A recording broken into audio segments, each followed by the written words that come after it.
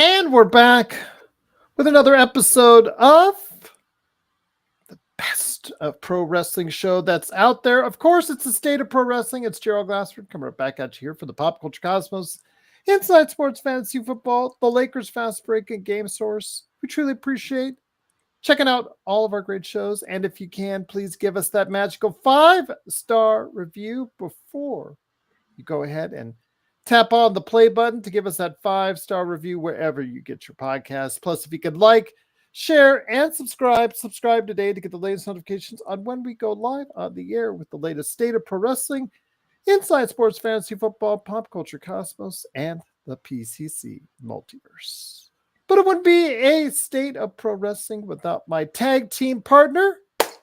It is a good man indeed. It is, of course, the overseer of everything PVDcast at pvdcast.com, plus Matt Talk. I have a question for him coming up right now. It is the masked man, John Orlando, who's unmasked for us today. What's going on, my friend? Oh, not much. Just ready to talk pro wrestling. In fact, we talked about this episode last time we got together, and I enjoy doing these kind of fantasy booking type of shows or events, whatever you want to call it. And I'm real excited for that. And of course, I know we want to run down all the happenings that's been going on in the world of professional wrestling, which I'm sure I'm going to provide quite a few pointed opinions, especially about one particular event over the weekend. But I digress. I'm happy to be here, and thanks for having me again, Gerald. Always great to have you here, but you also are one of the guys behind Matt Talk that touches on Matlock and all the things going on with that. I wanted to ask you, what do you think about the new reinvigorated Kathy Bates installed Matlock coming this fall to CBS? Well, it's been a very heated discussion with all the fans of Matlock. There's a lot of fans out there, and I appreciate all of them that tune into our little show that, well, honestly, it's surprising how well it's doing, but thank you very much for checking it out. If you're a fan of Matlock and you haven't checked it out, please, you can find it on YouTube, Twitch, Twitter, Facebook. The Facebook probably is the easiest one to go to. Matt Talk Podcast is the page over there. A lot of people are automatically, Gerald, just discontinuing it or just discarding it. Excuse me. They just are it's gonna be garbage. I want people to take it and look at it and watch it with an open mind first, like I'm going to do before I pass judgment on it. Now, it's already, according to the trailer, it seems that there's no connection to the Andy Griffith show. So that I think is a big misfire, if you ask me. But I'm going to go in with open mind, see what it brings to the table, and then make my opinion from there. Well, she even goes, Kathy Bates talks about, oh yeah, that was a TV show from the 80s. They're already trying to disassociate her character from Andy Griffith's Matlock character. I get that. Yeah. All right, fine. No problem. Which is fine because they've had some recent success with some of their dramas that they put out there. Tracker, I just read, was the top show for 2023. I was just blown away by that. I was just like, huh? Tracker? Really? Over NCIS or anything of that nature? I was like, wow. So, and they've had other recent successes of CBS shows that have garnered some big ratings for them. So I'm thinking that if they try to disassociate themselves from the original Matlock, but still try to put that name in there, I think they may be okay. Well, isn't Elsbeth on yes, that has garnered over 10 to 12 million viewers for that new show. Ellsbury or something. Yeah.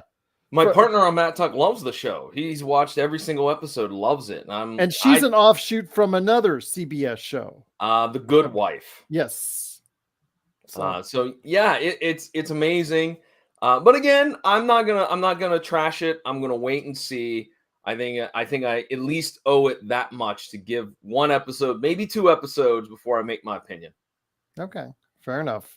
But it is of course, the State of Pro Wrestling with me, Gerald Glassford, along with Mr. John Orlando from the PVD Cast. Please go ahead and check out what he's doing today at the PVDcast.com and Matt Talk as well, so you can hear them trash all the stuff that's going on with the new Matlock there when it comes out later this fall, right there on Matt Talk. But got a great show for you today. We're covering, of course, the recent happenings during Memorial Day weekend in regards to AE Double or Nothing and King and the Queen of the Ring from WWE. Plus, we'll talk some indie wrestlers in regards to who are the top picks for our Indy Wrestlers Draft. And I've got some bones to pick in regards to early returns on some champions as well. So, my friend, which one do you want to start? It was a interesting and busy Memorial Day weekend. If you sat through all 12 hours, probably 10 hours, I'm sorry, of wrestling, there you go, my friend. But where would you want to start first? Let's go with King and Queen of the Ring. Let's go with that. Okay. So some great action came out of that pay-per-view, and some questionable booking as well, I might throw out there. And I know you will know this because you are a fan of Asuka. What is her deal? She is not medically cleared, but can you refresh my memory? She has a knee injury. Okay. Basically, just to let you know, she said it on her channel. It was not widely reported, nor was it widely talked about on WWE directly, but on her own channel, she is out with a knee injury. Basically, she came back. She was limping her way through the European tour. She came back in order to do the favors for Jade Cargill and Bianca Belair so that they could get the titles off her and Kairi Sane. And then she has been out ever since. She was scheduled to have a match in the Queen of the Ring tournament, but yeah, that's her issue right now. Asuka is out with a knee injury. I don't know if she's going under a scope or how extensive the knee injury is. She says she will be back soon, was her words on her channel. Now, WWE has, I guess, in the recent days, talked about and signed up a tour for Japan coming up in late July, if I'm not mistaken. So if that's the case, she will probably at least be there to make an appearance, but I don't know how much wrestling she'll actually do at that point in time. Well, she wasn't the only one. Apparently, Xavier Woods, Bobby Lashley, Zelina Vega, and Drew McIntyre all pulled from the tournament at various different. I don't know if it was that day of the tournament, but they were all absent due to injuries or not being medically cleared as well. But to be honest with you, I didn't really miss any of those folks that were. I mean, Asuka would have been the only one that I really missed. The rest of them, I mean, they're talented performers and they probably should have been in the tournament, but I wasn't really heartbroken because I thought that the tournament, both the King and the Queen, gave us some unique matchups.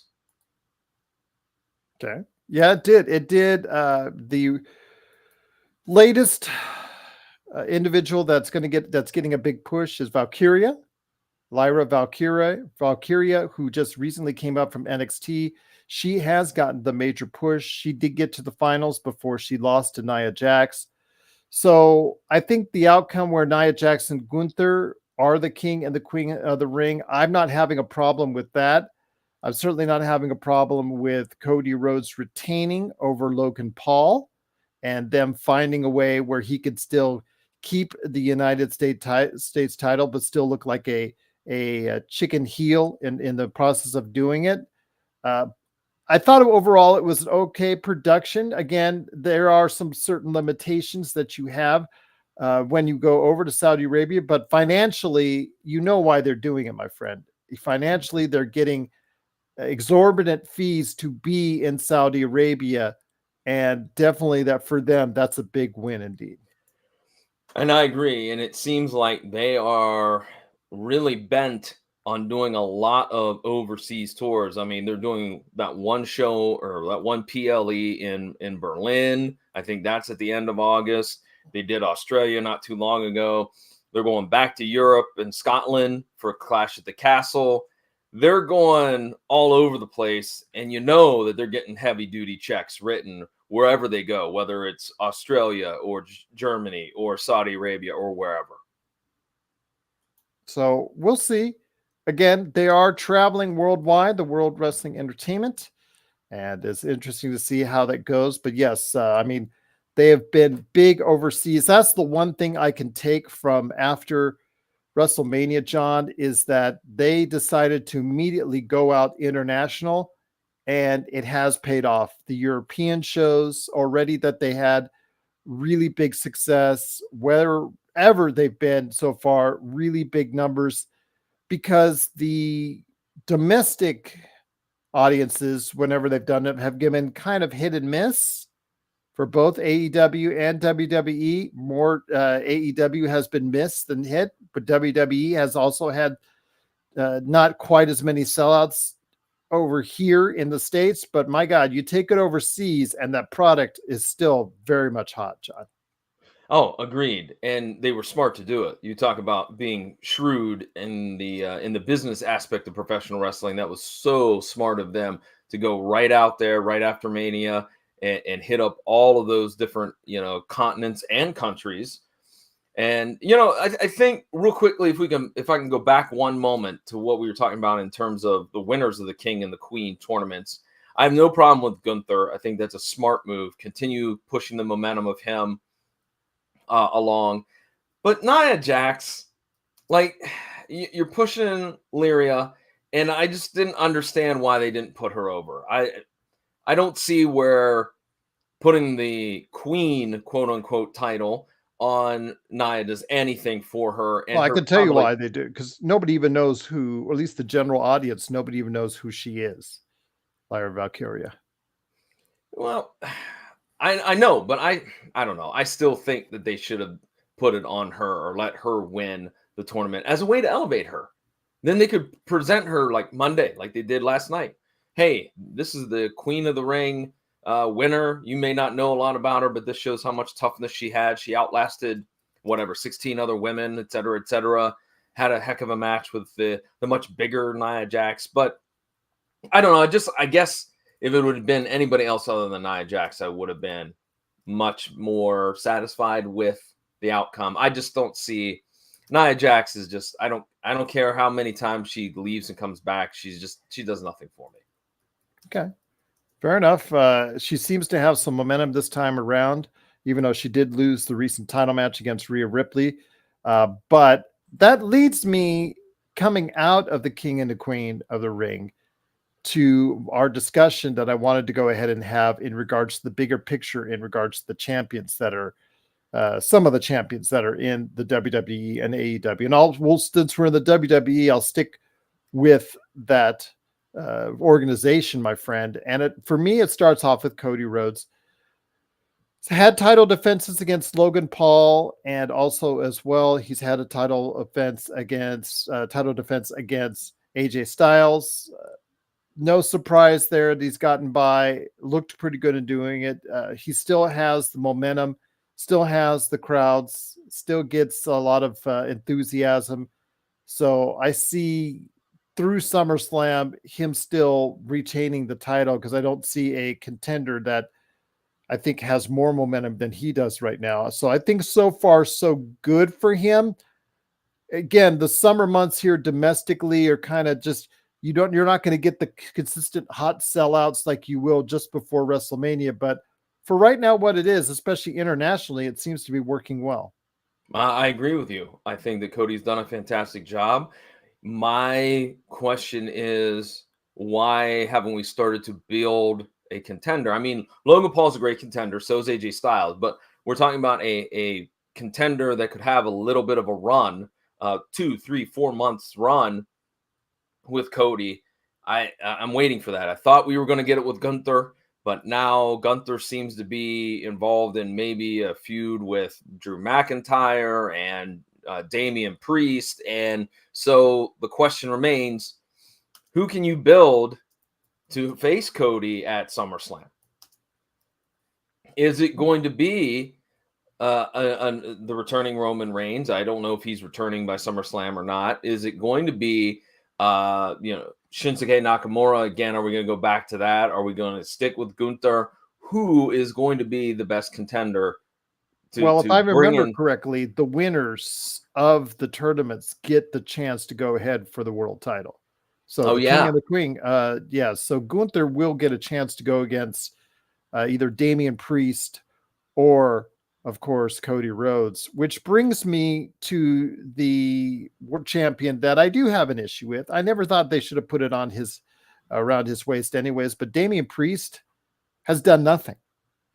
Has done nothing for me. I would have expected him to regularly put that title on the line on television, on Raw, quite a bit in the time that he's won it, but that has not materialized or been the case. When they have appeared, the one thing, can we stop with all these, you know, non-title matches or other names that you want to give it to call them that you don't want to call them non-title match? If you already know who's going to win and who's going to lose, John, for God's sake, wouldn't it kill you? Would it kill you to go ahead and just make them title matches, world title matches, as far as instead of title eliminator or title this, blah, blah, blah, non-title, they're non-title matches.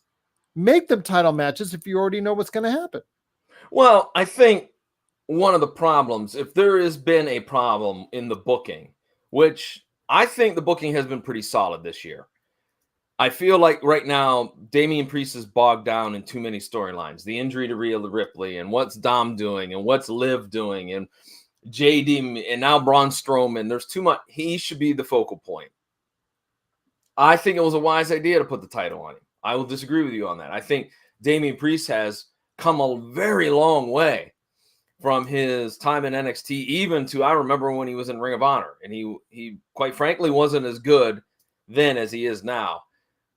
I like the idea. It's something new, but now that you've given him the title, let's get him, focus on him and him only. Let Finn Balor, JD, Dominic, Carlito, everyone else in the final judgment. That's carrying in the Judgment Day. Let all of those other individuals have their own little feuds. Focus, put the spotlight on Damian Priest. And again, if he's a heel, which last night on Raw, he didn't seem to be much of a heel. But if he's the heel, let's find somebody like Ricochet. Let's find somebody that is a good, solid contender that could give a nice few matches to Damian Priest and make him look good, make him look strong, and make him a bona fide champion.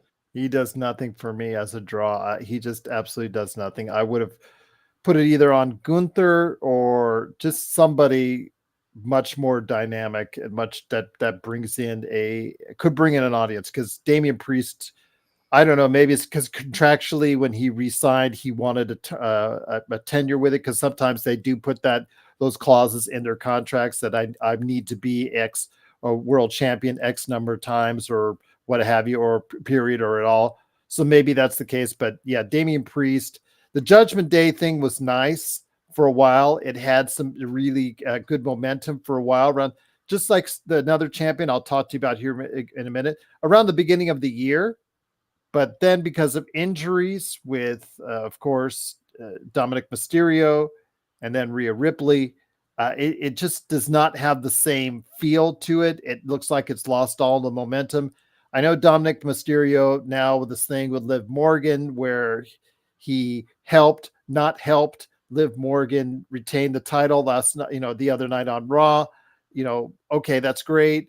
Now they've got a little thing going so that when Rhea Ripley comes back, she can be jealous and we'll go from there. But right now it looks like, to me, the Judgment Day has lost a lot of its momentum, and the title, I think, needs to go in another direction.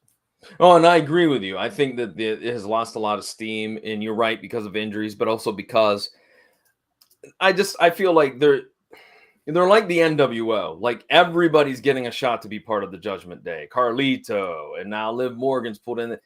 I would actually give it to Dominic to go on a run like similar to what the Honky Tonk Man did, where you thought every other face that was facing up against him would beat him, was better than him, but he'd always find some sneaky or cheating way to go ahead and contain the title. And you know how long Honky Tonk Man had that title. Mm-hmm. I would actually go, since he gets so much heat, still to this day, Dominic Mysterio. I would have actually gone, if I had to give it somebody in Judgment Day, I would have gone in his direction.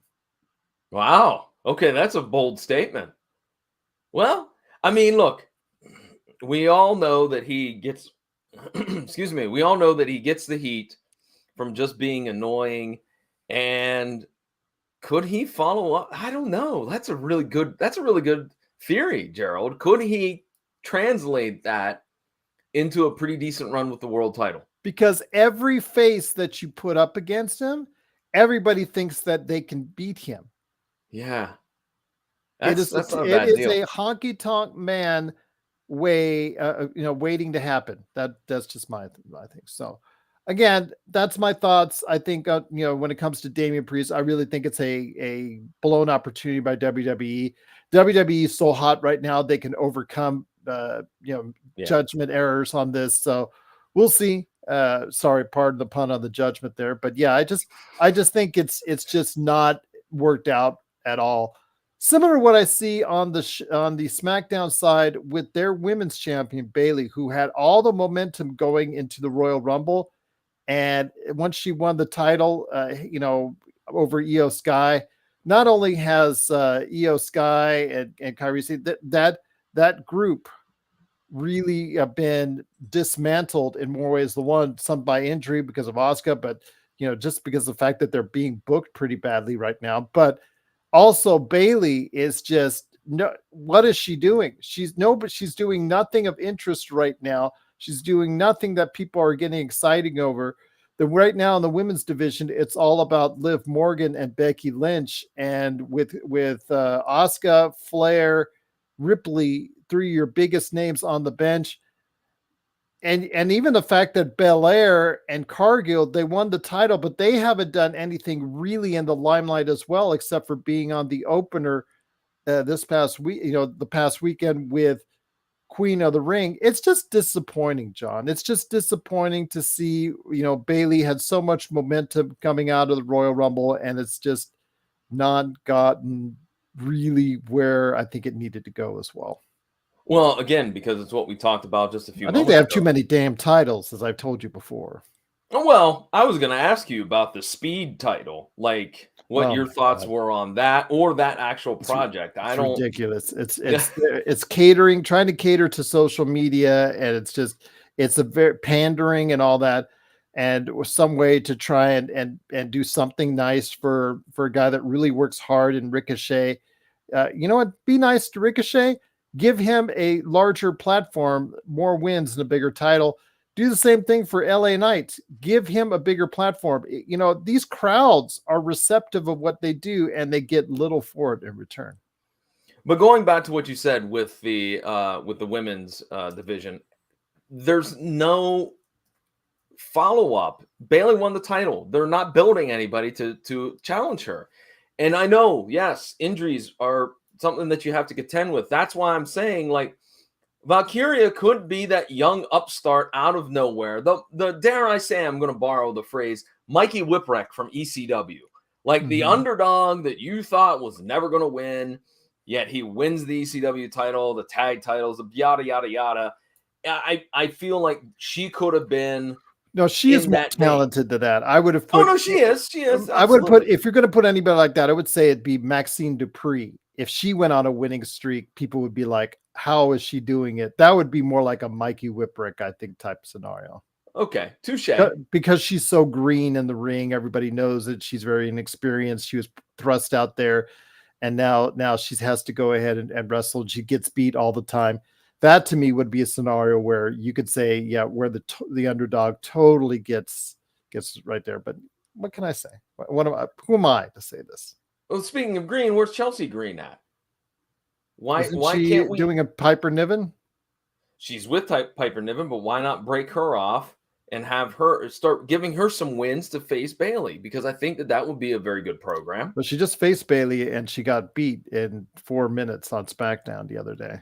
Well, there you go. That's not helping matters. No, because it's set up Piper Niven as a challenger to Bayley. Again, Piper Niven, who has been beaten before in recent weeks and months on a regular basis, now all of a sudden you're trying to catapult her into a spotlight match, and it just diminishes right now what you're doing with that title because of how you booked it out. And it just, again, booking the mid card is tough. I get that, but I think that you can do it better than what we've seen from WWE. It's not what they're doing at the top is great, but what they're doing in the mid, I have a lot of issues with. Yeah, I agree with you. I agree with you that they definitely recently have kind of hit the skids, so to speak, when it comes to booking some of that mid-card talent. Well, I'll tell you what, my friend, there's still more to talk about. John Orlando from the PVD cast is here. He's back again. Any other champions you want to talk about? I mean, the split tag team, it's just too many titles in the WWE that it just gets, I feel now more than ever that the WWE has watered down its titles way too much. Yeah, I would go with that. I can get on board with that. It's sad because we always wanted separate world tag team titles, and now we get what we want, and it seems like you wanted that. I did. Well, I did. Are you sure? I wanted just one unified tag team championship. No, that's true. Okay, you're right. Never mind. I was gonna say we need to check the tape on that, but no, you're right. You're right. I just wanted one. I was the one that wanted to. Anyways, I mean, it's at least it's not as bad as some other companies. I mean, look, we're going to talk about AEW, but everybody has a title in AEW. Almost everybody has a title in the NWA. So at least it's not that bad. But give it time, it might get that bad. I mean, what more could they add besides a women's intercontinental title, 6-man tag titles, intergender tag team titles? I mean, they still have some wiggle room. AEW has talked about that, so. Well, I don't think the WWE is. I'm not willing to say the sky is falling because of all their titles just yet. Okay. Well, it is, of course, the State of Pro Wrestling for June 2024. It is, of course, the good man indeed, Mr. John Orlando, along with me, Gerald Glassford. Thanks so much again for watching, listening. Truly appreciated. It was not too long ago during Memorial Day weekend, AEW's Double or Nothing from Las Vegas here at the MGM Grand Garden Arena. Not exactly a full house, close to it, but it's just, okay for the company. Good. Next day, or when they had, the day before for their collision taping, not so much. But I will say this, when it comes down to it, I think they need to run smaller buildings. I really think they do. It would help them out. They don't have to put those kind of expenditures in there because they've got a ton of wrestlers on the roster. Like you talked about, a ton of champions on the roster. But the one champion I think that is getting really, really underserved is Swerve Strickland. That is a fact. So he's being underswerved right now because the fact that, first of all, I thought Christian being a challenger, great pick. But the problem is, the fact is that you put from the get-go, from the time he won the championship to now, you put him in the middle of your television shows. You don't put him in the main angles. You don't put him in the main presentation. You don't present him as the biggest thing going on your show. What does that say about the confidence that you have in your world champion? I personally thought, because of the way that they were treating Swerve, I actually thought they should have given it to Christian over the course of that weekend at Double or Nothing, because of the fact he plays such a good heel. And if you're not going to put all your chips, to use the Las Vegas vernacular, behind Swerve Strickland by putting him in higher profile matches and not just putting him out there for title eliminator matches and all that garbage that they've been doing so far, they really need to go ahead and profile him more. But instead, they're profiling the Young Bucks, their angle with Jack Perry, the Elite, all that stuff that's going on. That seems to get the lion's share of the spotlight away from what I think is a deserving world champion in Swerve Strickland. Swerve Strickland is the LA Knight of AEW. Because if you recall, Swerve Strickland, dastardly heel, but the fans loved him. They loved him on the mic. They loved him in the ring. They loved Nana being at his side. And so he slowly becomes a babyface. The fans are still behind him. And I agree with you 100%, 110%, Gerald, that they are focusing on this stupid Young Bucks, Okada, Jack Perry, Tony Khan, Danielson, stupid, absolute garbage storyline that nobody cares about. No. Nobody cares about that storyline at all. Is the Blackpool Combat Club even still a thing? I don't know, because is Wheeler Yuta around? I haven't seen him in forever. It's so dumb, because as I talked to somebody today, and they haven't watched AEW in a while, and they said, hey, what, I heard there was a pay-per-view, and I explained to them, and they go, wait a minute, aren't we past this idea of the evil executives, screwing over the baby faces? Isn't that that's so like a couple of years ago? I was like, right. But Tony Khan thinks this is the greatest thing ever. And I really, truly believe that there's a percentage of AEW faithful that don't want to see Tony Khan in a storyline. And they are going to be the ones that have already left or will be leaving in the next couple of weeks and not watching the product anymore. It's just a shame, because we talked about at the time that he was originally involved just before the NFL draft when he supposedly got injured at the hands of the Young Bucks and Jack Perry. We saw that, and I kidded to you on the DMs talking about how green he was in selling the injury. When you get hit in the stomach, you're supposed to sell it like you get hit in the stomach, and he sold it like he got hit in the head. So I thought that was really bad. So yeah, it just, again, should not be a part of it. He should not be part of it. He needs to put the focus on his development of this roster, as opposed to trying to intermix himself into this equation. And they're trying to recreate the NWO. Mm-hmm. They're even trying to get it to a smaller extent, the Bullet Club. And it's just not working out to the elites. It's just not doing it for anyone. You could see in the ratings have they are what they are. And I'm not going to sit here and bemoan AEW, because they do bring out some of the best wrestling matches that are out there.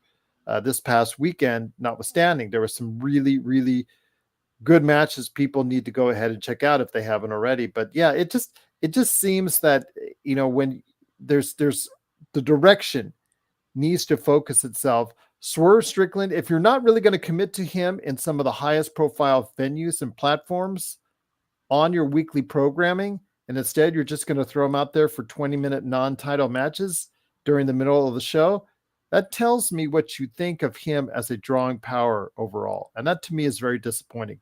Why did you put the strap on him in the first place if you didn't think he was going to be able to lead your best storylines going forward? Absolutely. And I feel like we've talked about this a long time ago, but we've talked about it on this show. For AEW, they got to have that crossover star. Cody was that. I could see Swerve Strickland being that crossover guy, that he could show up on other WB shows or WB projects as himself, whether it's, at the NBA, or an NHL game that TBS is covering or TNT is covering. Show him in the crowd. Hey, this is the AEW heavyweight champion. I mean, the Savannah Bananas were on Raw last night, for crying out loud. Again, I feel Swerve has the personality that he could pull that off. And again, they're just shooting themselves in the foot with all these bad decisions on how to utilize him, what to push. I don't know. I will say this. I agree with you. I think there were some good matches. I think Moxley and Takeshita was a pretty good match. They are starting to misuse Takeshita. I really think that Takeshita is a superstar. I understand there's a language barrier there, but he is a superstar in the making. And I really think AEW is going to ruin it. He has actually been on my one of my two favorite matches of the year with him and Will Ospreay. And it's not all because of Will Ospreay. is because Takeshita can really go as well. Mm-hmm. He's got the talent. He definitely does. It'll be. I don't know.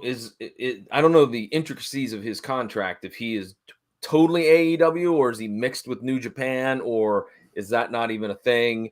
I don't know. But it'll be interesting to see his trajectory of his career in the next few years. It'll be interesting, absolutely. But I do think he is a superstar in the making. I really think that it would be something to see if Takeshita does get to be able to be elevated to that platform. But you can only have him lose to the top guys like Ospreay and Moxley for so long before people just diminish his value, because he needs some more top wins, I think. I know that they say in the business behind the scenes that wins and losses don't matter. That's baloney. To me, wins and losses matter in how well you're thought of by the company itself. To me, if you are moving forward and progressing, it just tells me where you are thought of by the company, and maybe it allows me to go ahead and pay more attention to you or support you even more, John. Oh, I was just going to say, wins and matters mean something when you are invested in a storyline. And you can't be invested in a storyline, Gerald, when it changes almost every single week. How do you get invested in that? You don't. You just do not. Because again, is this person a heel? Is this person a babyface? What happened to this person? What happened to, just like we just said a few minutes ago, is the Blackpool Combat Club still a thing? I don't know. So how am I going to get invested in what Moxley and Claudio and Wheeler and and Danielson? I'm not going to be invested in them because I don't know what they're doing. End of story. It's just such a cluster of stuff going on in AEW, and it's really disappointing to see at times because, like you said, when they all come together for either a Dynamite or for a pay-per-view, the wrestling clicks better than anywhere else on this planet, John. They're wrestling, bar none. You got to give them credit as a wrestling product from top to the bottom of the card. It clicks better than no other. Well, I don't know, because we saw a few botches this weekend that were a little bit scary. I don't know. I'm gonna withhold comment. I don't know if Okay. if I agree with you with that, Gerald. I don't think from top to bottom that that they show the best wrestling.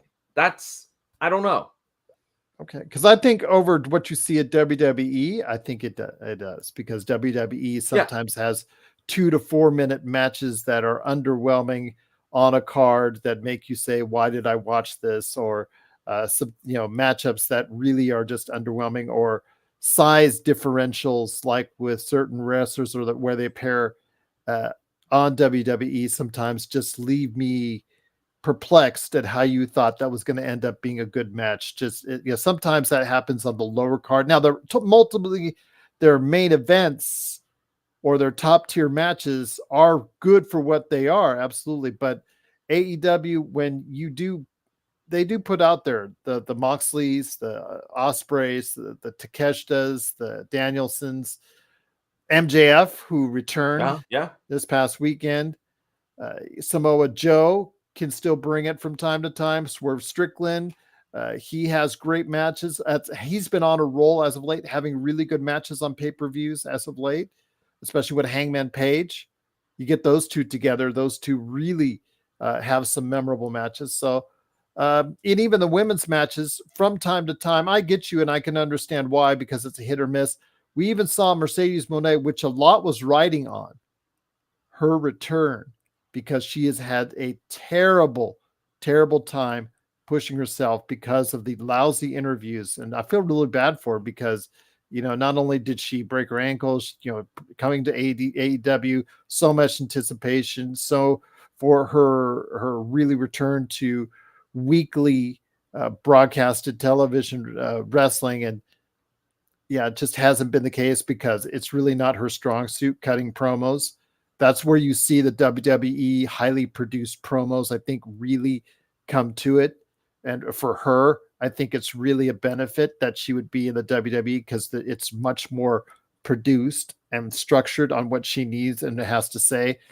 when it was more free flowing, like in AEW, you see the problem week after week, and she just wasn't able to bring it. But she was able to come to return, John, and she and Willow Nightingale, who is being, I guess, really recognized right now by the fans. They had a really good match over the course of that weekend as well. Yes, and I'm happy that it seems that Willow has a direction, because I was afraid if they put Mercedes over, then what do you do with Willow? And she's got a lot of momentum.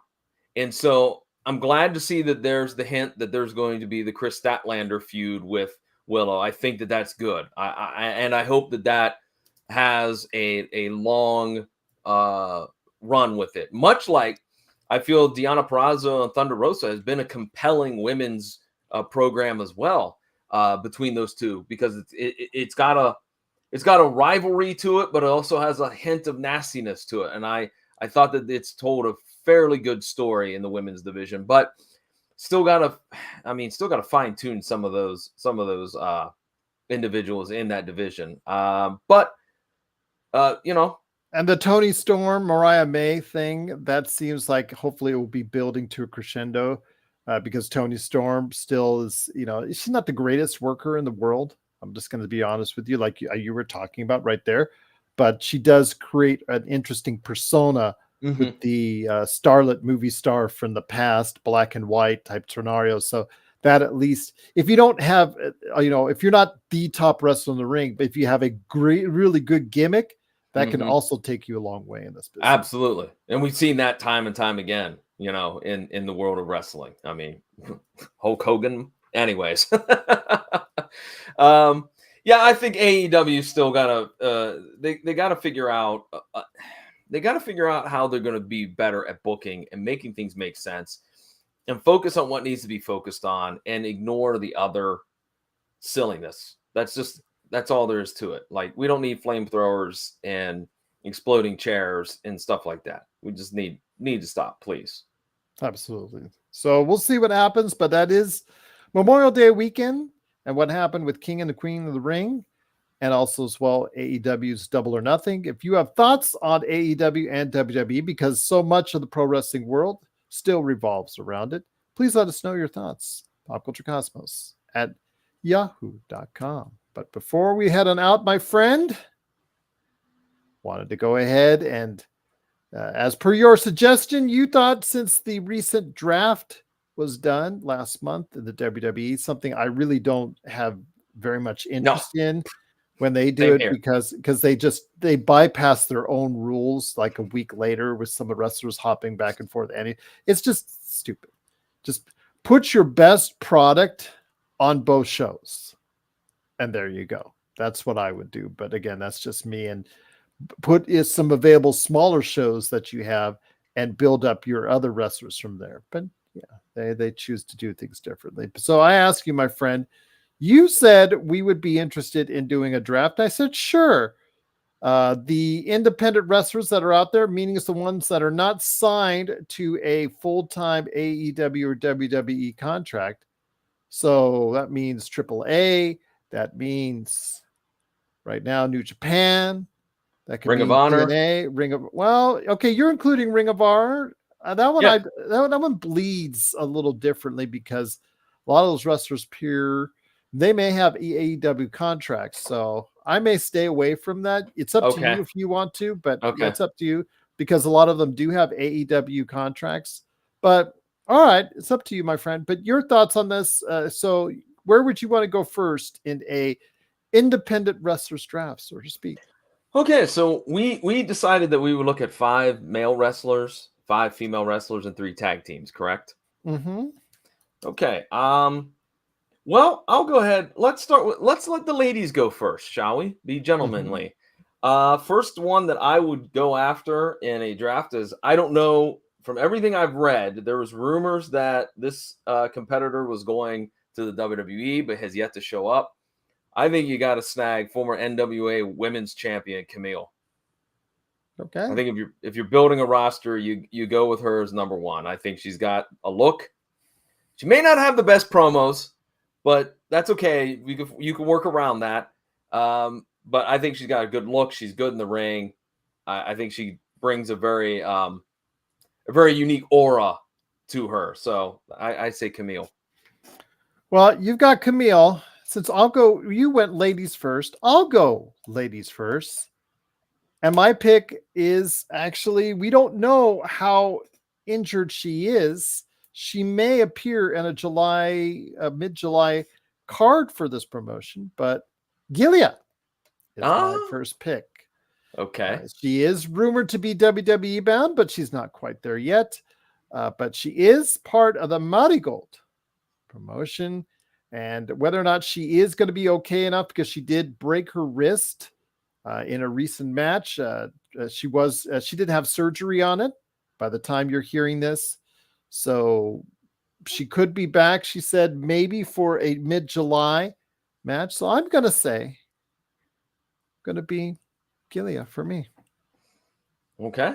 Should we stick with the ladies or should we go to the men's? You go wherever you want to go, my friend. Remember, they do it all over the place in the draft. So okay, I'm gonna go with another female competitor because I think that she is a strong number 2 on this list, and I don't know why she maybe hasn't gotten a more of a look-see, but Miranda Gordy, I would sign Miranda Gordy, of course, the daughter of Terry Bam Bam Gordy. Mm-hmm. She's very solid in the ring. She's got a decent look. I think she would be a real good addition to any female roster. Okay. All right. Well, there you go. All right. Very interesting choice right there for you. My first male pick would be El Hijo del Vikingo from AAA. I know he's only on a partial contract with AEW, so he is more. We see him more primarily these days on AAA. So, is that qualify or no? I'll allow that. Sure. Okay. Yeah, it's partial. Sometimes he goes in AEW for weeks and then is gone for months, whether it's visa issues or I don't know. Then you hear about him every Triple Manias, of course. AAA is his priority, but he does do a dash here of AEW here and there. But I'm going to say just because he does a dash here and there, I'll go with El Hijo del Vikingo. Well, this is the Ring of Honor talent that I was hoping I could use. And I'm not sure that they may be under an AEW contract or these individuals may be not. I'm not sure. But I've liked them. I've actually worked with them on an independent show or two. The Infantry, Sean Dean, Carly Bravo, and Trish Adora. I would sign them up. Carly and Sean are a fantastic tag team. Have Trish as a part of the unit, but also could be a female competitor who is very, very well tested in the ring. I think that they would be a great addition to any roster. Okay. All right. Well, that's a great choice right there. For me, I would probably go, and you know what? All credit to my next choice. My next choice would be someone who has appeared on AEW programming, but I'm going to give credit to him because he has rebuilt his career. And sometimes we see just wrestlers after they leave WWE just drop off the face of the earth. And then there are those, John, that leave WWE and rebuild their reputations to the point where they become better than they were ever than they were in the WWE. And obviously the first name that comes to mind would be Cody Rhodes, who left the WWE after a failed stint at Stardust, and he became NWA champion. Obviously, started AEW, and then we saw from there. But Matt Cardona is a name that I want to go ahead and throw out there for you because he has rebuilt his reputation, I think, very strongly from what he was. Zack Ryder, who was losing every single week and had absolutely the worst record in the WWE. And actually, they made a note of it when he was there, which I thought was, could have been a career ender and a career killer. He was just there, obviously, just to pick up a paycheck at the very end. But look at him now. He is winning. He is doing well, having good matches. He is injured right now, but he has been having good matches since he's up to WWE. He's been winning titles, and he's trying to rebuild. He is slowly rebuilding his reputation, becoming one of the top independent wrestlers out there. He's on my list. He's the third tag team because he has been doing a lot of tag team work with Steph DeLander in GCW, and I think that those two are a pretty good heel tag team. And so Matt Cardona, of course, I agree with you tenfold on everything you said. Talk about a guy that's resurrected. I can say it. I can say the word. Resurrected his career over the last couple of years. Yeah, definitely he would be a great addition. So we'll see what happens, but it is, of course, my good friend, Mr. John Orlando from the PVD Cast. We're here in the middle of the Indy Draft 2024. I want to go ahead and see if there's even more you're interested in, John. So go ahead and tell me your next pick, my friend, on our Indy Draft list. I've avoided talking about the male competitors, so I'll go with my first pick. I'm sure that he is probably under a contract, but again, if we're fantasy creating this draft, I feel like one of the biggest talented individuals out there is Alex Hammerstone. I'd say I'd have to do everything and anything to get him on my roster because I really think the sky's the limit for him. Yeah, but the problem is he's already reaching his mid-30s. Right. And, I just don't understand why somebody hasn't been able to latch onto it yet. I know he had a falling out with MLW, which is, that's obviously too small of a venue for someone like him who has a look at possible talent to go ahead at a much long way. But you're right. I don't know why AEW or WWE has not taken a longer look at trying to develop him. Mm-hmm. I agree. I think that he's got all the tools. Yeah. So how about you? Well, if you're going to go Hammerstone, I'm going to go with the guy that's probably going to go ahead in TNA and probably meet up with him at some point in time, and that's a world champion, Moose. So while you go with Hammerstone, I'm going to go with Moose as someone who has a lot of charisma and has a lot of, size, former NFL football player. And I think at some point you could see him in an AEW or WWE ring. That could mean as far as him getting a kind of push because of the fact he is so charismatic and so enthusiastic. Obviously his matches are okay. I'm pretty good, but still that part is developing for him. But the fact is, like I said, he's already had connections with the crowd now on a smaller venue, of course, but still I see some signs that Moose can take it a long way. Okay. My next male competitor is the current NWA heavyweight champion. I think EC3 would be a strong competitor to have on a indie roster. Sure, maybe he's not having the best matches recently because again, it could be the lack. I think it's where talent. He's at. Yeah. I think it's just the talent level that I'm not sure the NWA, and I'm not trying to disrespect anybody in the NWA, but there's definitely a divide in the talent. If you watch anything of the NWA, there are those that are here and those that are here, and there's no in between. And I feel like that's what maybe is holding EC3 back. But I think he's still got a lot of potential with his character, and he's still in good shape. I'm not sure how old he is. He might be another individual like Hammerstone that's in the mid-30s, but I would definitely give him a shot. Okay, fair enough. So your picks are so far, where were you at on your picks? Let's see. Camille, Miranda Gordy, Trish Adora, Hammerstone, the Infantry, and Steph DeLander and Matt Cardona as a tag team. So funny because Trish Adora by Fightful was the #1 independent wrestler of 2021, and yet here it is 3 years later and still independent. Yeah. It's a shame because she's super talented and just a wonderful person. I can't speak enough of the good things about her, and so it's a shame that she hasn't been signed yet. I mean, to a big deal. I don't know. Maybe the Ring of Honor deal is a I don't know. I don't know people's financials, but yeah, a bigger stage. Let's say it that way. That she deserves to be on a bigger stage. Well, I've got one for you here as far as someone who needs to be on a bigger stage, and that is Zach Sabre Jr., who I Oh, have. He's had some thrilling matches against Bryan Danielson and others, but Zach Sabre Jr., he is someone that has a classic old school type of wrestling, so I guess he could relate to a lot of AEW fans out there. And I think that's someone who I think can go ahead and make their way and do pretty good.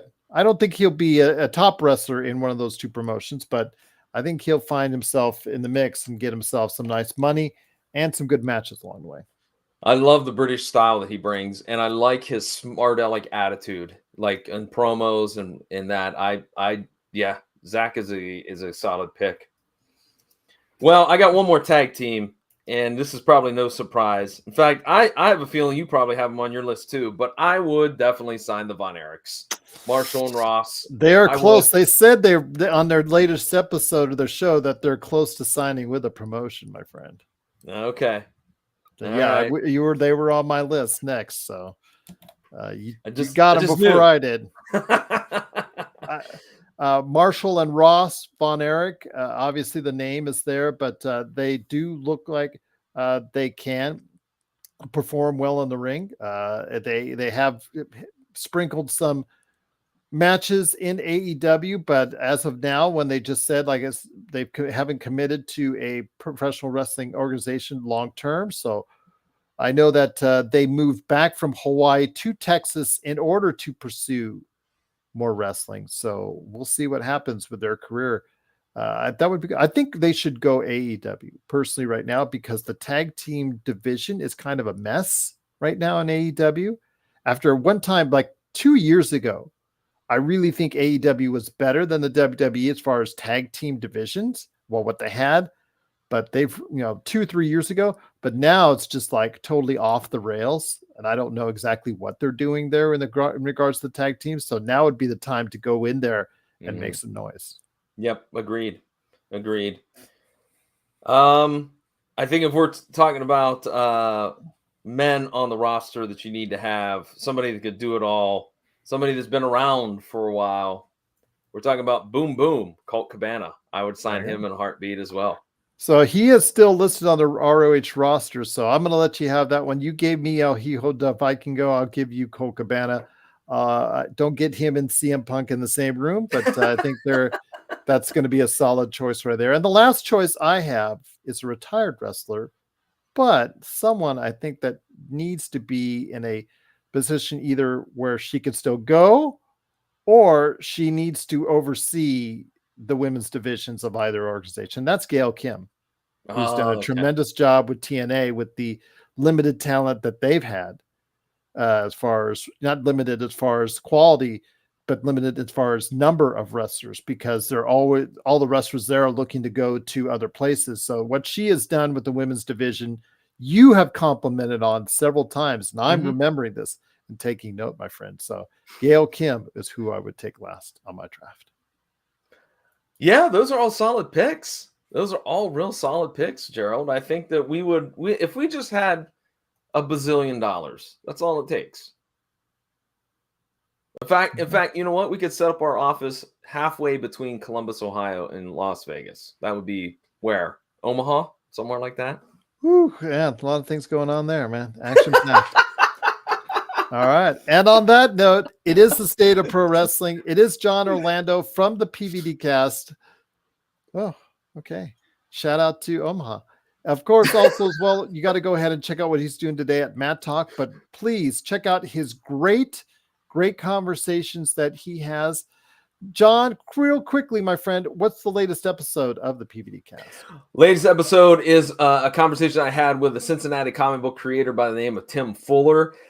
Tim takes basically public domain comics and kind of reworks them into his own like kind of satirical spoof comics. It's fantastic. It takes a lot of work. He does a great job. He's been doing it a very long time as well. We talk about that. We talk about some of his other projects that he's got going on. We talk about his philosophy of making comics.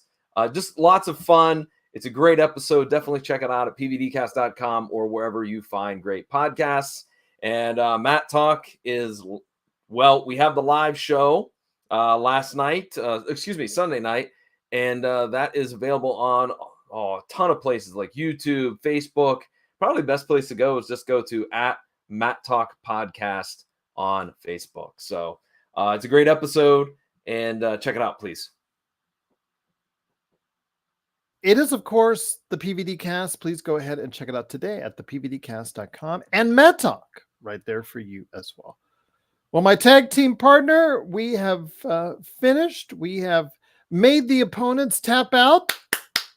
They're tapping out right now, and we're gone. We're finished with another episode of the State of Pro Wrestling. If you have any ever questions for us, and you also want to go ahead and ask us a question or have us cover something in the world of pro wrestling, please go ahead and do so. popculturecosmos@yahoo.com. Well, John, it's great to have you here. Always have such a blast with you, my friend, as we get closer to the summer months right here in the State of Pro Wrestling. We will see what goes on. Back in the old days, it was the Great American Bash. Will it be more American bashing by these pro wrestling companies that they're going to do on each other? We'll find out as we continue the State of Pro Wrestling next month right here at the Pop Culture Cosmos.